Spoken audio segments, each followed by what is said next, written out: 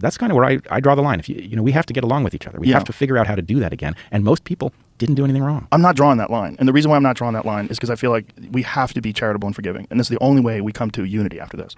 And I don't want to demonize people who demonized me. I don't want to be angry at people that called me an anti-vaxxer or, listen, man, I had Dr. Peter Hotez on early. I had Michael Osterholm on early, and I had him on again. I mean, I had all these people on early, and the Osterholm podcast freaked so many people out. I did it the very early days of the pandemic, before there was a vaccine, and Osterholm was painting a picture that was absolutely fucking terrifying, and it terrified me, and it made me want to get vaccinated. It made a lot of people looking forward to that vaccine. And when you have this narrative in your mind, and then you see people that are somehow or another the enemy of that narrative in your mind, or a problem in that they're going to cause more problems for you and for other people and for vulnerable people. Even logically, it didn't make sense, because the vaccine did stop the virus in its tracks. Why would you be angry at people that don't take it? Because they're just going to be vulnerable. Why would you be angry? You should be sad. You should be trying to convince them. Like the only way to convince them that works is with love and understanding, and to communicate with them in a way that's going to reach them. If you call people an idiot and a fool or a monster or demonize them and say, laugh when they die. I mean, there was this woman who's a famous food writer who demonized people, and she did it in a way where she was saying that the only good side was that the people that were dying were all these anti-vaxxers, and that somehow or another that was good, that these people that didn't trust the pharmaceutical companies, the companies that have had more criminal punishments, more fines for criminal behavior than virtually any industry that's ever existed, more lying about the adverse effects and the adverse reactions that people possibly could have or were going to have about these drugs that they pushed, where we have internal memos where they describe, like in terms of Vioxx, they describe these potential bad side effects that are going to happen, but also say, but we will do well with these. We have those.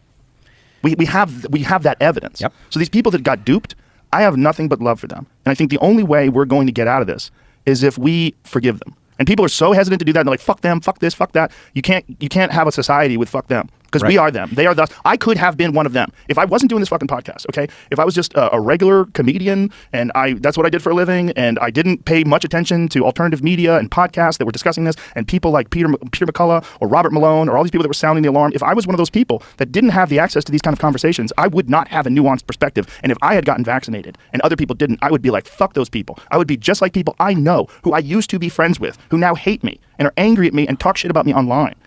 And I forgive them, because I would have been like them if I didn't have the access to the kind of conversations that I've had, if I didn't have the kind of mindset that I have, my personality that is just immune to bullshit. When bullshit hits me, I go, oh, I know what this is. I grew up without a dad, okay? I don't trust people. I think there's a lot of bullshit in the world. You know, I've had people try to do things to me. I've been in dangerous situations. I know people can be sketchy. There's sketchy fucking people out there in the world.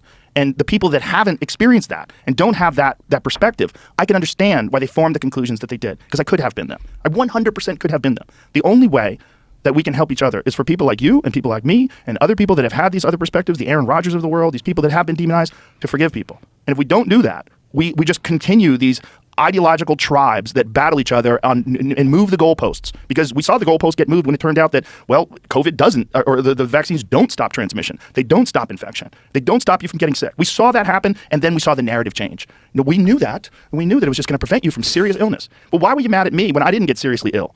Why were people mad at me? Like, what? Because I didn't do what they did. And they thought they did the right thing, and I didn't do the right thing. And I'm some crazy kook who believes in the flat earth and fucking chemtrails or whatever the fuck you want to attribute to it. And that's the reason why. And I'm promoting dangerous misinformation that actually turns out to be true. That's what's so crazy about all this. I totally agree. Now, let's sort this out. I'm arguing that we should be forgiving of people who made this error naturally, which is almost everybody.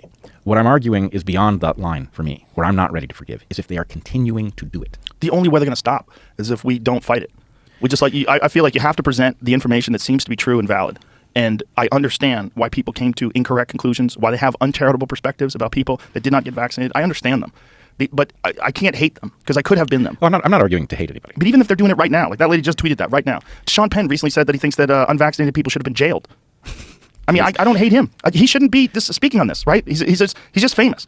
Because he's famous, his words carry weight. He could have been a guy at a bar that, you know, works for some fucking trucking company or something. And he has this perspective. Oh, we should fucking jail him. But it doesn't mean he's informed, right? It just means he's talking. And because he's talking and he says something that turns out to be incorrect, and he happens to be famous, then it becomes broadcast everywhere. I forgive him too. I forgive all these people with these wrong perspectives, because that's the only way we get out of this. And if we don't do that, then we head into further and further polarization. And this is what I'm scared of. What I'm scared of is that people dig their fucking heels in and just decide that all these people that didn't get vaccinated are all a bunch of MAGA supporting, racist, xenophobic, homophobic, transphobic assholes, and we hate assholes. They did it out of hate. And that's what that lady's saying. She's like hook, line, and sinker. They did it out of hate. Which is crazy to say, especially if you might have known someone who had an adverse effect early on, which I did. I knew a few people that got really wrecked early on. Friends of mine, comedians. I know people that are in their 30s that have pacemakers now. I know people that have had adverse effects. There was a recent poll that suggested that 28% of Americans know someone who died from the vaccine. That's purely anecdotal. Now, do we know that that person actually died of the vaccine? We don't. There's some evidence that people have absolutely had an adverse event that happened because of the vaccine, particularly young children who all of a sudden got myocarditis or heart attacks and strokes and died. There's a very reasonable connection that you can make to this young, very healthy athlete who gets a COVID vaccine and then immediately has a heart attack and dies. Hey, this might be the cause. Is there a mechanism that shows that the vaccine under rare conditions can cause that in people? Turns out yes, right? So I understand where all these people came from. And I really feel this very strongly. The only way we get out of this is all the people that were demonized and all the people that were called kooks and just continue to be kind and generous and charitable and say, I get it. I get why you formed those opinions. I get why you were mad. I get why you followed this narrative, and I get why you dug your heels in, and I clearly get why you use social media to project this, to comfort yourself that you're on the right side of history, you're in the right group of people, and to also punish those people who didn't do what you did to reinforce your opinion in yourself that you did the right thing. Well, I agree with you. I'm 90% of the way there. I'm not arguing that the people who are still doing this are unforgivable. What I'm arguing is that the vast majority of people who have woken up to some degree to what has happened, that those people are ready to be forgiven, and that those people who are still doing this need to discover that they are being left behind by all of those who have